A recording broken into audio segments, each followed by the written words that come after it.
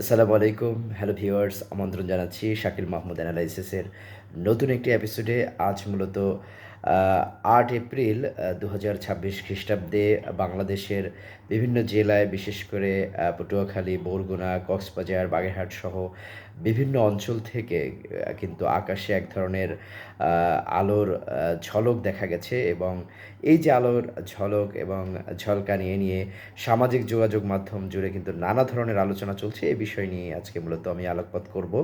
বিশেষ করে একটি বিষয় যেটা দেখা গেছে যে আ আ আজকে যে আকাশ জুড়ে যে উজ্জ্বল আলোর রেখা এবং কুণ্ডলী সদৃশ দেখা গেছে, প্রাথমিক তথ্য অনুযায়ী এরই মধ্যে অনেকগুলি গণমাধ্যম যেটা বলছে যে এটি ভারতের ওড়িশা উপকূলীয় অঞ্চল থেকে উৎক্ষেপণ করা একটি দূরপাল্লার আ ইন্টারকন্টিনেন্টাল ব্যালিস্টিক মিসাইল বা আইসিবিএম পরীক্ষার সঙ্গে সম্পর্কিত হতে পারে।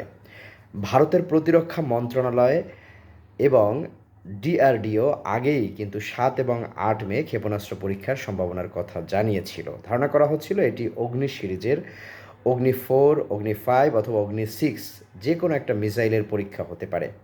পরীক্ষার জন্য বঙ্গোপসাগর এবং ভারত মহাসাগরের বিশাল অংশ জুড়ে আগে থেকেই নোটাম বা আকাশসীমা সতর্কতা জারি করা হয়েছিল। এখন অনেকেই প্রশ্ন করতে পারেন যে বাংলাদেশের আকাশসীমায় কেন এটা আসলো?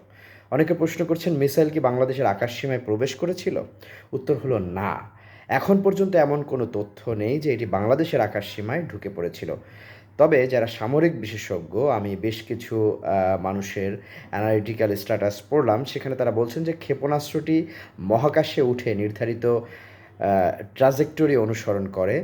উচ্চ বায়ুমণ্ডলে এর প্রোপালশন সিস্টেমের এক্সজস্ট এবং বুস্টার রকেটের জ্বালানি পোড়া ধোঁয়া এবং আলোক প্রতিফলনের কারণে অনেক দূর থেকেও উজ্জ্বল আলোর ঝলক দেখা যায়।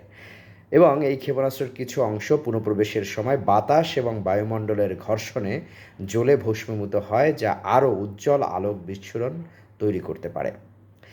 এবং জানা গেছে যে এই আইসিবিএম পরীক্ষার নির্ধারিত গতিপথ সম্পূর্ণ প্রি-প্ল্যান্ড ছিল।